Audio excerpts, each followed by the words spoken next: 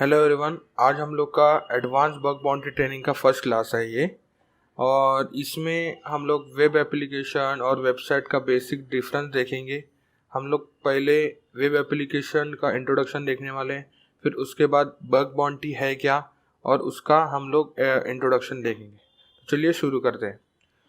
तो स्टार्ट करते हैं वेब एप्लीकेशन। सबसे इम्पोर्टेंट बात है कि difference between the website and web application. हम लोग बहुत एकदम स्टार्टिंग से शुरुआत करने वाले हैं, एकदम छोटी छोटी चीज़ें हम लोग जानेंगे क्योंकि आगे जाके आपको दिक्कत ना हो। ओके, तो वेब एप्लीकेशंस और वेबसाइट में डिफरेंस है पर बहुत लोगों को वो पता नहीं है। तो हम लोग शुरू करते हैं। तो वेब एप्लीकेशंस मीन्स व्हाट, कि आपको वेब एप्लीकेशन में मतलब बहुत सारे फंक्शन यूज़ करने को मिलते हैं। यूज़र बहुत सारे फंक्शन यूज़ कर सकता है और वेबसाइट में वो फंक्शन यूज़ नहीं करता, तो मतलब उसको यूज़ करने का मिलते नहीं है। पर इसको हम लोग थोड़ा अच्छे तरीके से देखेंगे द टेक्निकल वर्ड्स में। अभी इधर मैंने लिखा है आपको वेब एप्लीकेशन और वेबसाइट। तो इनका डिफरेंस हम लोग तीन कैटेगरी से बांटेंगे कि एग्जैक्टली कैसे होता है। Interactivity, integration as well as authentication. अभी देखते हैं इंटरएक्टिविटी होता क्या है। इंटरएक्टिविटी मीन्स व्हाट, कि आपको जो भी वेबसाइट है, जो भी आपको ब्राउज़र में हर डोमेन नेम को सर्च करने से मिलता है, उसमें आप क्या क्या एक्टिविटी कर सकते हो। तो बेसिकली आप क्या एक्टिविटी कर सकते हो वो आपको पता रहना चाहिए। तो वेबसाइट क्या आपको प्रोवाइड करती है। इंटरएक्टिविटी अगर बात करें हम लोग, तो वेबसाइट आपको विजुअल्स प्रोवाइड करती है, visuals as well as text. ये दो चीज़ें वेबसाइट प्रोवाइड करते हैं। ये दो चीज़ें जो भी एप्लीकेशन, जो भी चीज़ आपको प्रोवाइड करते हैं, हम लोग उसको वेबसाइट बोलेंगे। अभी इसका मतलब क्या, विजुअल्स में क्या आते हैं, आपके फ़ोटो आते हैं, पिक आते हैं, आपको आइकॉन्स आते हैं, एनिमेटेड आइकॉन्स, और उसके रिगार्डिंग कोई टेक्स्ट लिखा हुआ रहेगा। ऐसी वेबसाइट, अगर ऐसी वेबसाइट होस्ट हुई है, उसको बोलते हैं ओनली सिंपल वेबसाइट बोलेंगे हम लोग। ये हो गया वेबसाइट का पार्ट। अभी देखा जाए तो फिर वेब एप्लीकेशन में ऐसा क्या है। वेब एप्लीकेशन क्या आपको प्रोवाइड करता है, आपको यूज़र उसमें मैनिपुलेट कर सकता है। इंटरएक्टिविटी की अगर बात करें, यूज़र उसमें डेटा मैनिपुलेट कर सकता है। अभी मैनिपुलेट करना मतलब क्या, अभी मैनिपुलेट करने में वो कंटेंट मैनिपुलेट कर सकता है। उसमें बहुत सारे फंक्शंस आते हैं, वो भी हम लोग, मैं अभी शॉर्ट में आपको बता देता हूँ वो क्या है। जैसे कि आप कोई भी लिंक ओपन कर सकते हैं, उसके बाद यूज़र अपना डेटा फीड कर सकता है, डेटा रिमूव कर सकता है। ऊपर से बहुत सारे फंक्शन वो यूज़ कर सकता है। ये बोलता है इंट मतलब यूज़र और जो वेबसाइट है उसकी जो कम्युनिकेशन कर पा रहे हैं, मतलब यूज़र जो चाहता है वो उसको बोलेगा, वो एप्लीकेशन भी उसको रिस्पॉन्स देगा। ये कम्युनिकेशन बिल्ड होता है एग्जैक्टली वेब एप्लीकेशन और यूज़र की जगह। तो उसी को हम लोग बोलेंगे, वो वेबसाइट को हम लोग बोलेंगे वेब एप्लीकेशन। तो ये हो गया इंटरएक्टिविटी का। इंटरएक्टिविटी कैटेगरी से हम लोगों ने डिफरेंस देख लिया कि वेब एप्लीकेशन होता क्या है, एज वेल एज वेबसाइट होती क्या है।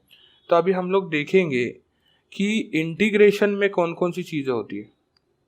अभी इंटीग्रेशन अगर हम लोगों ने देखा जाए तो क्या होता है इंटीग्रेशन। इंटीग्रेशन बेसिकली क्या होता है कि जो यूज़र है, इंटीग्रेशन की बात करें, जो यूज़र है मतलब जो भी यूज़र वो वेबसाइट या ओपन करता है, तो यूज़र क्या करेगा, मतलब उसका जो भी डेटा है, एक्टिविटी है, जो भी कर रहा है वो रिकॉर्ड हो रहा है क्या, रिकॉर्ड हो रहा है क्या।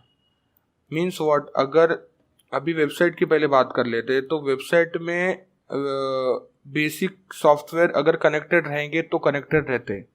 अभी सॉफ्टवेयर कनेक्टेड मतलब क्या, वो मैं अभी वेब एप्लीकेशन की तरफ जब भी बढ़ूंगा तभी आपको बताऊंगा।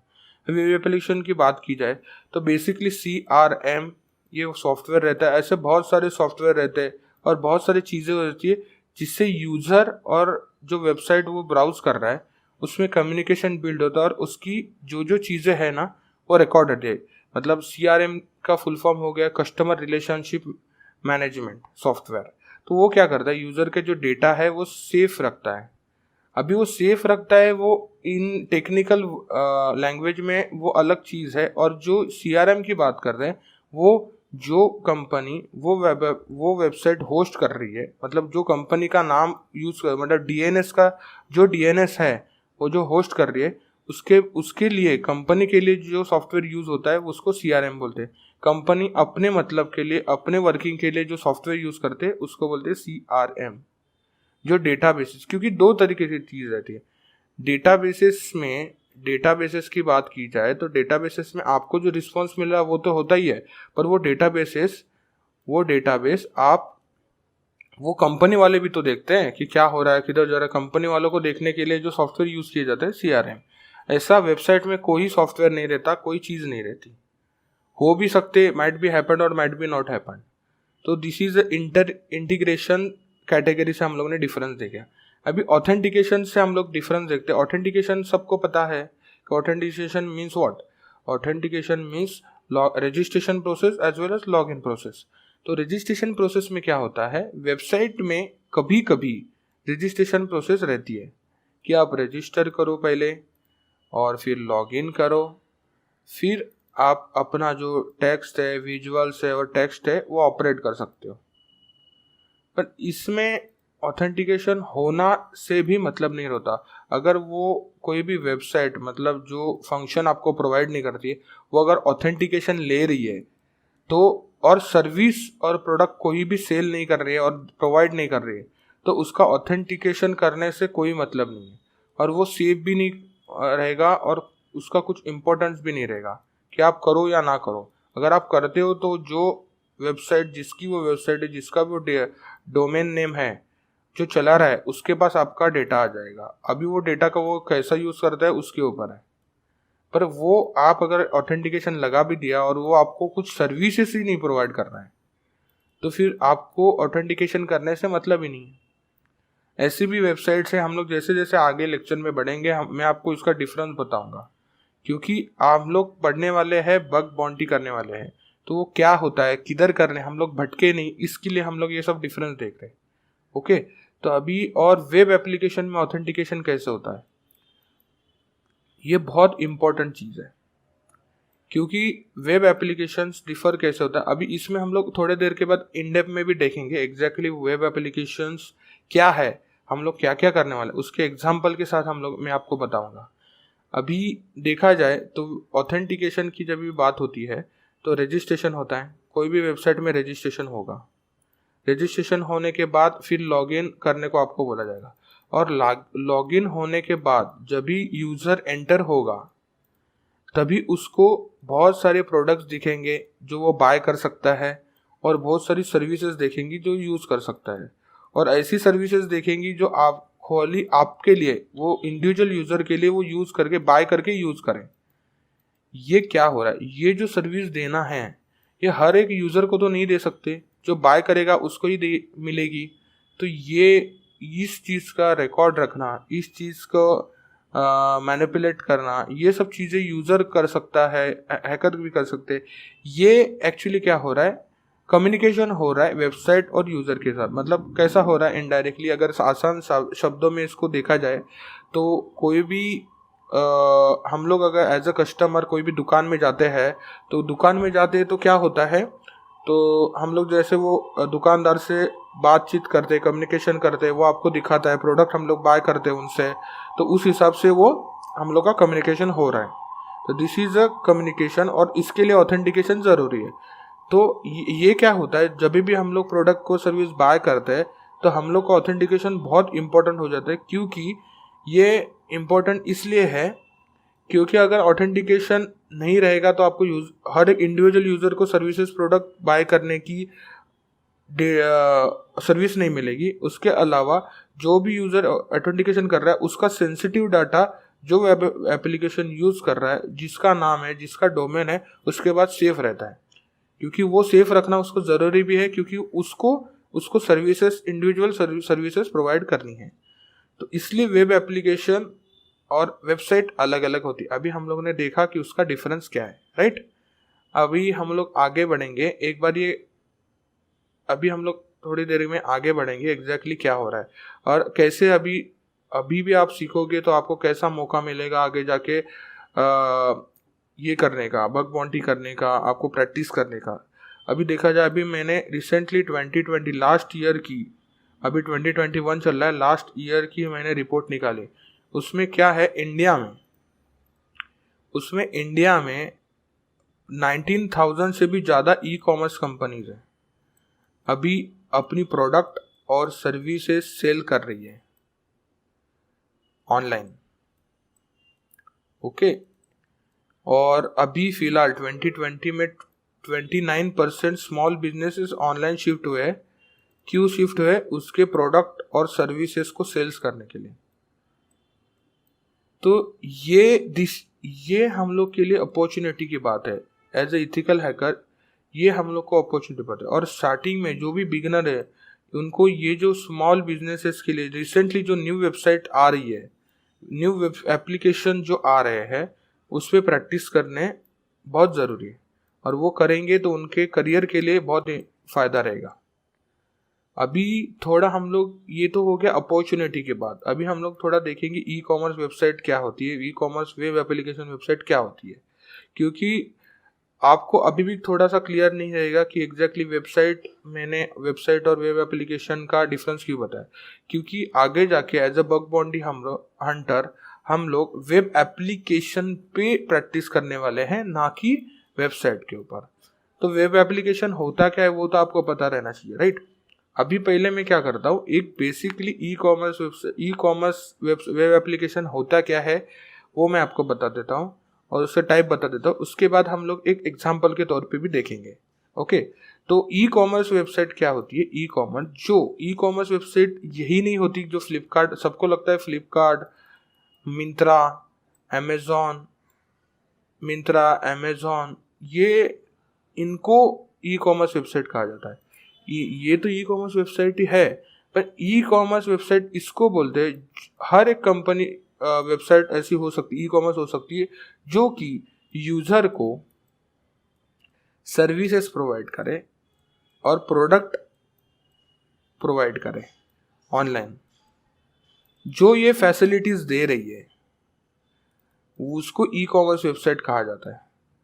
ओके, तो ये बेसिकली जो मिथ आपने किया है वो आपने इसमें से निकाल लो कि एग्जैक्टली क्या हो रहा है, कैसा हो रहा है। ई कॉमर्स वेबसाइट क्या प्रोवाइड करती है? आपको यूज़र के लिए फंक्शंस प्रोवाइड करते हैं। अभी हम लोग आगे जाके देखेंगे कौन कौन से फंक्शन यूज़ करेंगे। और बहुत सारे प्लगइन्स भी यूज़ करते हैं जो कस्टमर के लिए बहुत, मतलब यूज़र के लिए बहुत फ्रेंडली होते हैं और उनका काम ईजीली होता है। तो हम लोग आगे जाके देखने वाले, जैसे जैसे हम लोग कोर्स में आगे बढ़ेंगे वैसे वैसे हम लोग देखने वाले हैं कि एग्जैक्टली प्लगइन्स और यूज़र फंक्शन क्या होते हैं। अभी ई कॉमर्स मार्केट इंडिया में या पूरे वर्ल्ड में कैसा फैला है? There are 4 types of e commerce market. सबसे इम्पोर्टेंट है business to business, business to consumer, consumer to consumer और कंज्यूमर टू बिजनेस। अभी फिर हमारे लिए बहुत इम्पोर्टेंट अगर हो गए तो ये दोनों बहुत इम्पोर्टेंट साबित हो सकते हैं। क्योंकि ज़्यादा करके B2C जो वेब एप्लीकेशंस है वो as a bug bounty hunter हमारे लिए बहुत इम्पोर्टेंट हो सकते हैं।